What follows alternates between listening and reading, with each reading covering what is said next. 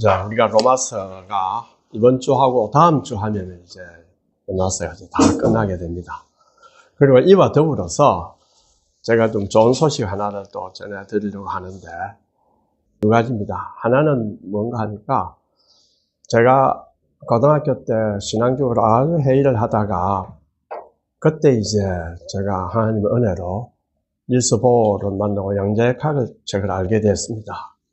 그래서 그때 그것을 가지고 닐스 보어의 상보성을 가지고 저 나름대로 이제 회의를 해결을 했습니다. 그때 제가 한 기도하기를 하나님 내가 이 상보성에 관한 내 책을 하나 쓰겠습니다. 이렇게 했습니다. 그런데 그 책을 2012년도에 출간이 됐습니다.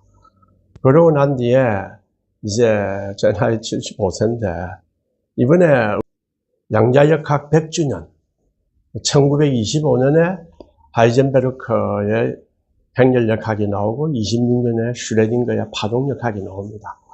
그때부터 체계적 양자역학이 시작되는데 그 100주년입니다. 그래서 우리 과학철학회에서 제 책을 가지고 세션을 하나 하게 됐습니다.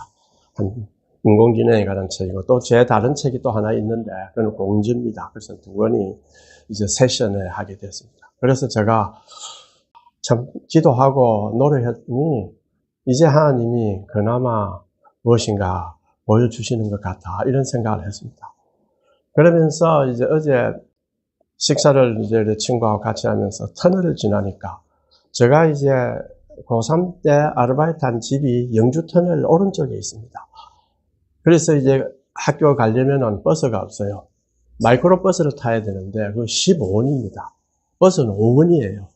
그래 어쨌습니까? 걸어서 다녔습니다. 그러니까 그 매연이 올 거 아닙니까? 그런데 왜 내가 마스크를 해야 된다는 생각을 못하고 손으로 이래가 뛰었어요.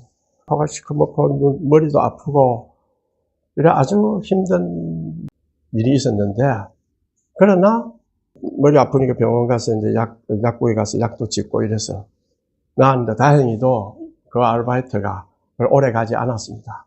만약 더 했으면 몸이 어떻게 됐을지 모르겠는데 제가 그러고 난 뒤에 경남고등학교도 생각도 너무 나고 그래서 깨달은 게 뭐냐. 하나님은 우리가 신뢰하고 끝까지 기도하고 가면 빠를 수도 있고 늦을 수도 있지만 다 이루어 주십니다. 그걸 우리가 깊이 간직하고 가야 됩니다. 그리고 제 책이 거의 다 끝났습니다. 이제 써난 거 이제 붙이고 참고문은 정리하고 이렇게 하면 됩니다. 그래서 제가 여러분이 기도 많이 해주시고 또 그것 때문에 제가 여러 가지 교회에 많이 헌신하지 못한 것도 있고 해서 아주 참 감사의 참 이야기를 드립니다. 이 책이 아마 800페이지, 아마 900페이지 좀 될 것 같습니다. 제가 이제 책 다 쓰면서 어제 참 하나님께 어째서 이 책을 쓸 수 있도록 하나님께 기회를 주셨나. 그리고 책이 늦어진 이유 중에 하나가 맨 마지막에 신학적 전환이라는 게 있었습니다. 처음에는 그게 없었습니다. 근데 12월 달에 가서 내가 이걸 써야 되겠다는 마음이 마음에 왔어요. 그걸 쓰려면은 보통 못 씁니다. 신학 박사를 받은 사람이 그것도 조직신학에 이렇게 받은 사람이라야 이제 공부 좀 해서 쓸 수 있습니다. 저는 뭐 그렇지 못한데 혼자 공부한 게 있긴 있는데 어쨌든 써야 된다. 그러니까 그 몇 달이 늦어졌어요. 그래서 지금 와 보니까 마지막으로 내가 해야 될 일이 무엇인가? 하나님의 영광을 위하여 살면 세계가 넓게 보입니다. 짜잔한 것과 싸우고 짜잔한 것 가지고 마음 상하고 하는 일이 없어집니다. 하나님의 세계를 넓게 생각하지 않고 저 사람이 나에게 왜 이러냐? 내가 왜 이러느냐? 어떠느냐? 이렇게 하기 시작하면 주를 믿는 귀한 보배들을 다 놓치게 됩니다. 얼마나 억울합니까? 그렇죠. 하나님은 우리에게 주셨는데 그걸 못하게 됩니다. 사도 바울이 3절부터 16절까지 뭐라고 했습니까? 믿음의 동력자들에게 안부를 전했습니다. 편지가 잘 됩니까? 편지를 들고 가야 됩니다. 그러니 자기와 동역했던 사람들이 로마의 교회에 있을 때에 보고 싶죠. 그렇죠. 같이 하나님 나라라고 하는 그걸 딱 목표로 세우면 서로 안 맞아도 갈등이 생기고 하더라도 거기에 대한 사랑이 먼저 앞섭니다. 자식들 보세요. 얘는 뭐 원수야 이러지만 얼마나 자식에 대한 사랑을 가집니까? 이것이 성경이 가르치는 참 우리에게, 어리석은 우리에게, 제가 손자들과 이렇게 보면서 깨달은 게 뭐냐. 우리는 어리석고 죄 많은데 이러한 혈육이라는 걸 붙여주어서 사랑이 무엇인가 하는 걸 배우게 하는구나. 이걸 제가 이제 깨달았습니다. 그리고 바울이 그 보고 싶은 사람들한테 다행히 안부 전할 수 있는 기회도 생기고 또 로마 교회 교인들이 이런 사람들이다. 다 무난해라. 이렇게 바울이 했습니다. 그리고 마지막에 뭐라 했습니까? 성도끼리 화목하고 친근하고 긴밀하되 심지어 거룩한 입맞춤으로 서로 무난하라. 이렇게 했습니다. 그런데 오늘 읽은 17절을 보면은 조금 다릅니다. 우리말 번역에는 없지만은 앞에 대로 시작합니다. 헬라말로 그러나 형제들아 내가 너희를 권하노니 너희가 배운 교훈을 거슬러 분쟁을 일으키거나 거치게 하는 자들을 살피고 그들에게 떠나라. 고난이 있지만 은혜 안에 화목한 교회 생활을 이야기하고 안부를 전하고 서로 무난하라고 하면서도 정반대입니다. 그렇죠? 서로 분별 없이 사귀거나 긴밀히 교제하지 말고 살필 것이라.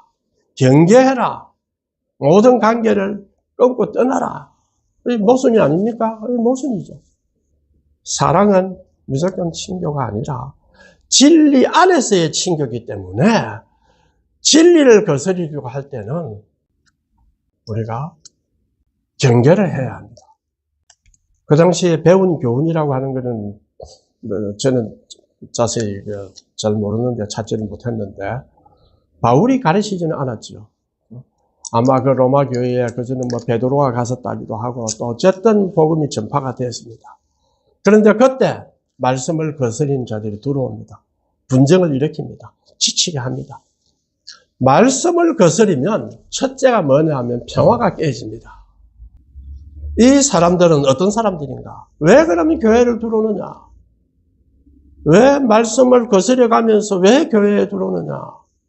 사도 바울은 그 사람들은 자기 배를 생각하는 사람들이다.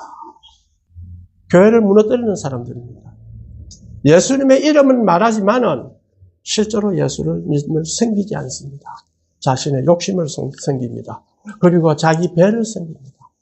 지금 우리 한국 교회에 많습니다. 우리가 이단이라고 부르는 거.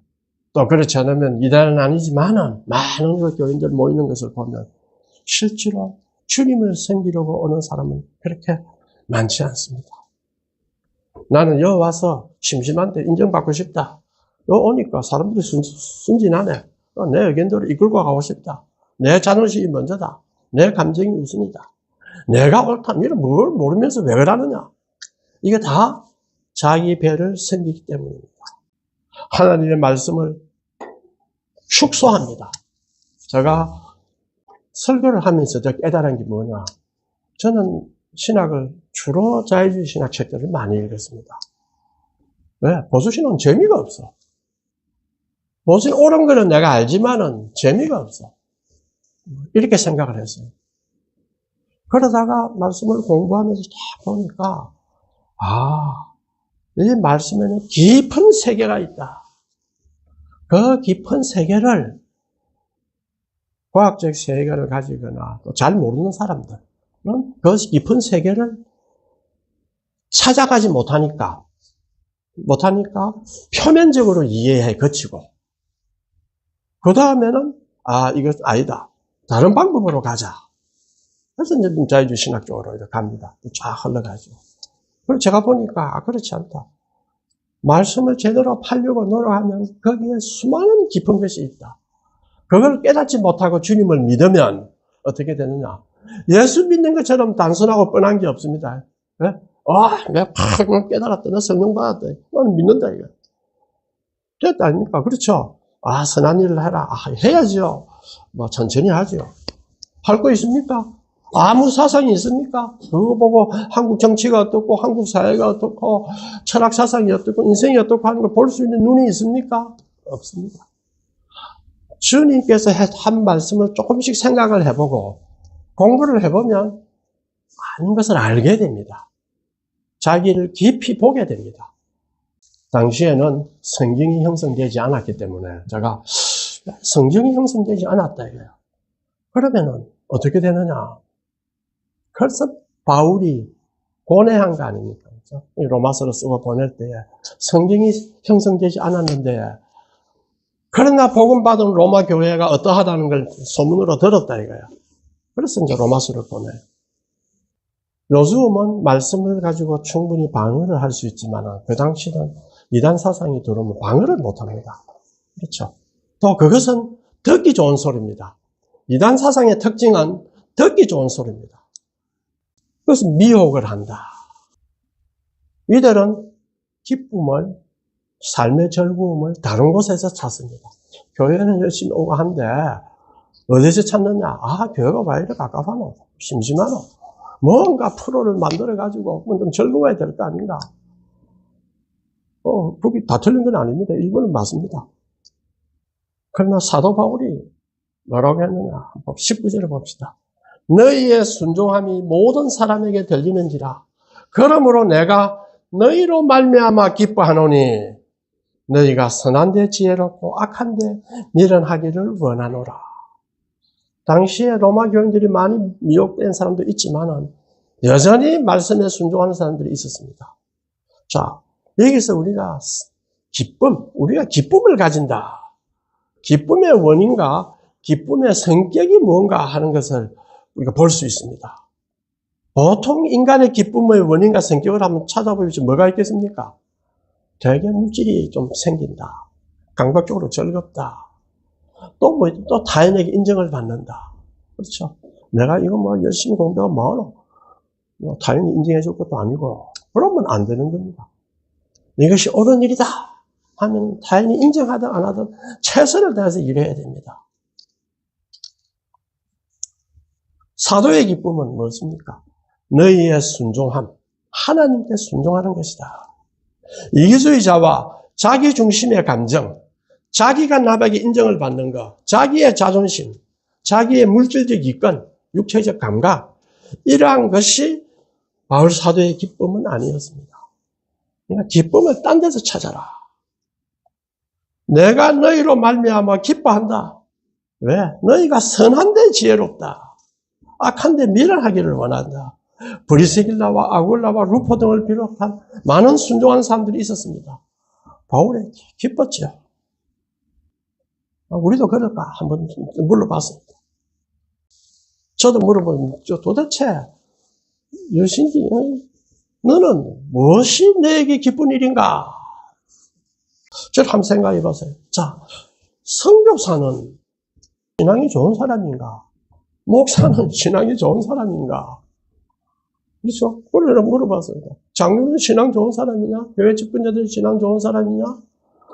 무엇을 보고 우리가 신앙 좋다 하겠느냐? 선교사는 선교가 잘 되어서 신자가 늘어난다. 기쁘겠죠? 그런데 신자가 늘어나면 뭐합니까? 변화가 없고 어린아이로 매 있어요.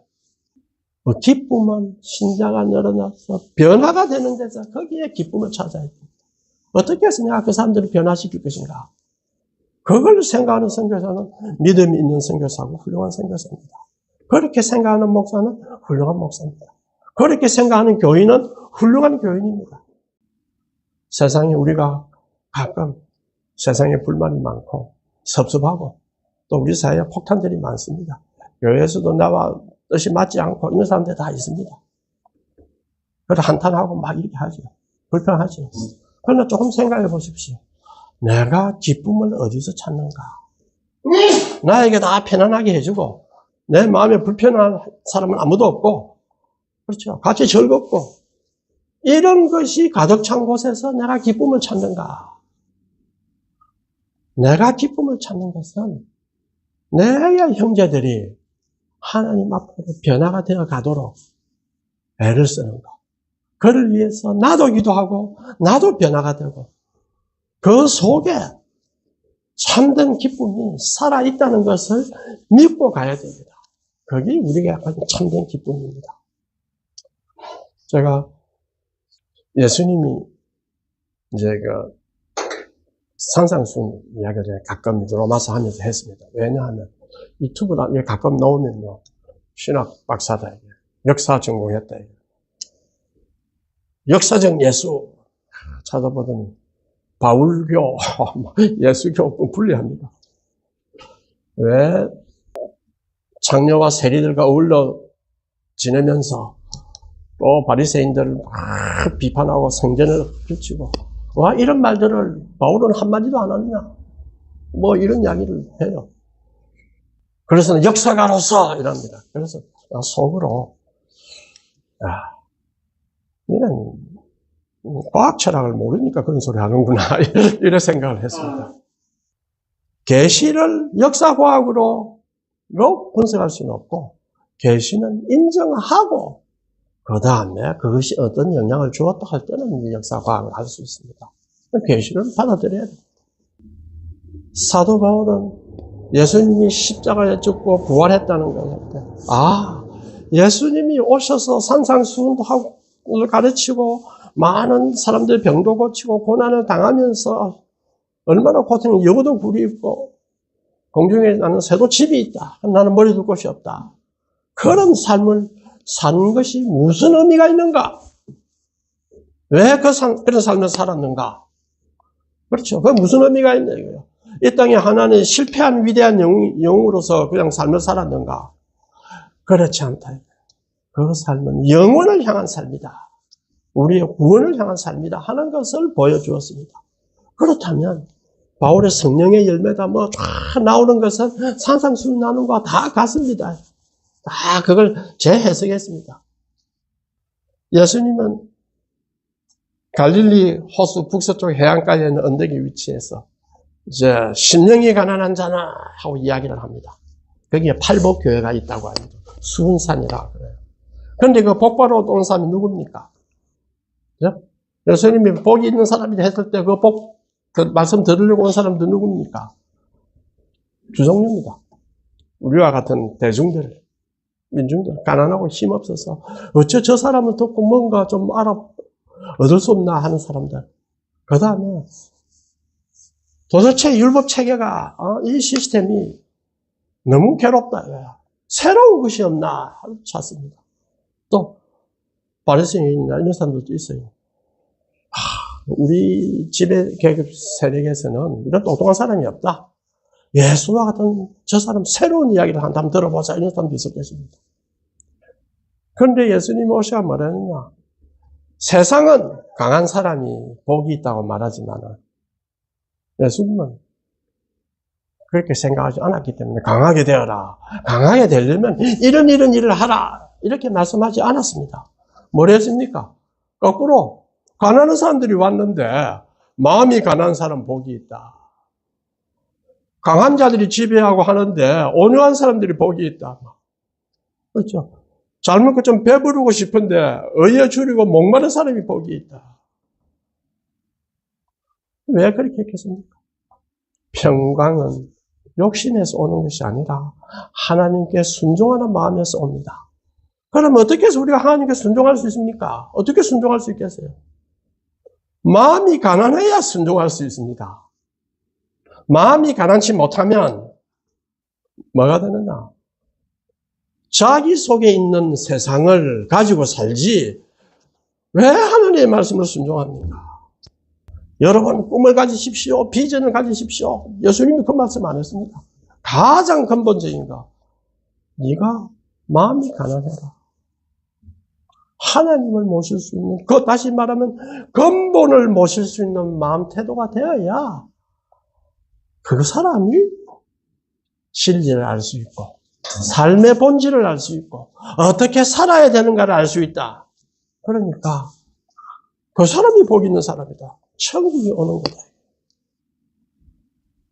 애통한다. 왜 애통하는 사람 복이 있습니까? 자기를 돌아보니까 너무 물질적이더라 이거야. 또 자기를 돌아보니까 너무 욕심이 많더라. 자기를 돌아보니까 내 아집 속에 잘 사로잡혀 있더라. 아, 내가 영적으로 파산당했구나. 나는 영적으로 파산해 있습니다, 하나님. 애통 안 하겠습니까? 자신이 죄인됨, 자신의 영혼이 이렇게 되어 있다는 걸 깨달으면 왜 애통 안 하겠습니까? 그때 그걸 깨닫고 주님하고 부르짖으면 뭐가 나옵니까? 제사함에 위로를 옵니다. 세상의 아픔, 세상의 죄, 또 그는 여러 가지가 있습니다. 내 형제들이 고통당하는 거, 그렇죠. 내 형제들이 내 마음을 섭섭하게 했다. 게시마다가 아니라 저 사람이 저렇게 하는 것은 저 영혼이 얼마나 아픈 지경에 놓여 있어서 저래 했을까? 저걸 모른다 이거야. 뭡니까? 불쌍하잖아요.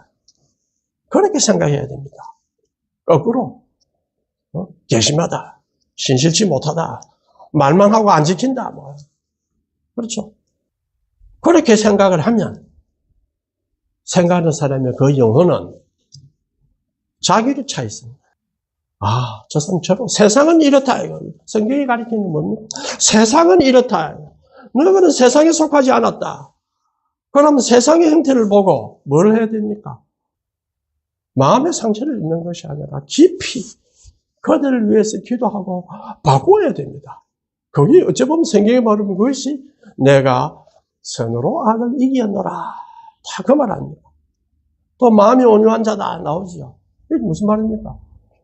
온유하다 해놓고 땅을 기업으로 받아요. 지금 부동산 때문에 얼마나 사람들이 지금 막 다 노려보고 아니십니까? 그런데 거꾸로 그 지혜가 있고 세상 지역 지혜가 있어야 땅을 기업으로 받는데 무슨 마음이 온유한 자가 땅을 기업으로 받느냐. 중요한 것은 마음이 온유한 자에게 하나님 내리실 축복을 무엇에 비유했느냐 하면 땅에 비유를 했습니다. 그렇죠? 왜 땅에 비유합니까? 네 마음이 온유하냐? 하나님의 은혜가 임할 것이다. 이래 안 하고 땅에 비유합니다. 왜 그 땅에 비유했을까요?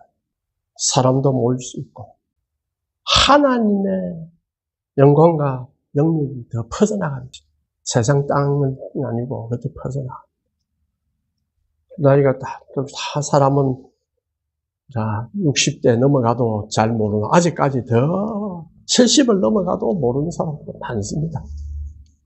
속으로 하나님이 어떤 목사님한테 이야기 들었습니다. 하나님이 에덴 동산에 타락하고 난 뒤에 그대로 두었으면 어떻게 되었을까?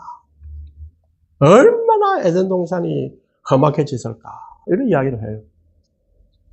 저는 거기 옛날에 들었는데 가만히 생각해 보니까 사람이 땀을 흘리고 고난을 당하고 늙어가는 걸 볼 때에 뭐를 깨닫습니까? 자신의 본질을 깨닫습니다. 그렇죠. 내 자신의 본질. 아프고 할 때에 자신의 본질을 깨닫는 사람이 있고, 아프고 늙어가고 하니까 억울하다 말이야. 내 있는 돈도 못 써보고 내 목표도 못 이루보고 억울하다. 이런 사람이 있습니다. 유한성에 매몰되어 있는 사람은 유한성을 무한한 걸로 생각합니다. 착각하고 있어요. 복음의 세계는 새로운 것을 보게 합니다. 사물을 새롭게 보게 합니다. 그리고 이것은 세상이 보는 방식과 다릅니다. 우리가 나의 과거, 나의 나됨은 아무것도 아니다. 내가 의지할 것은 하나님뿐이다. 거기에는 하나님이 나를 어떻게 쓰실까? 내가 하나님 나 이래 썼으면 좋겠습니다. 막 만들서는 곤란하고 하나님이 어떻게 쓰실까? 내가 바라보자. 어떤 기회가 있을 때에 최선을 다하자. 성실하게 하자. 하면 하나님이 새로운 기쁨을 줍니다. 거기에 노력하면 거기에 순종하면 기쁨을 줘요.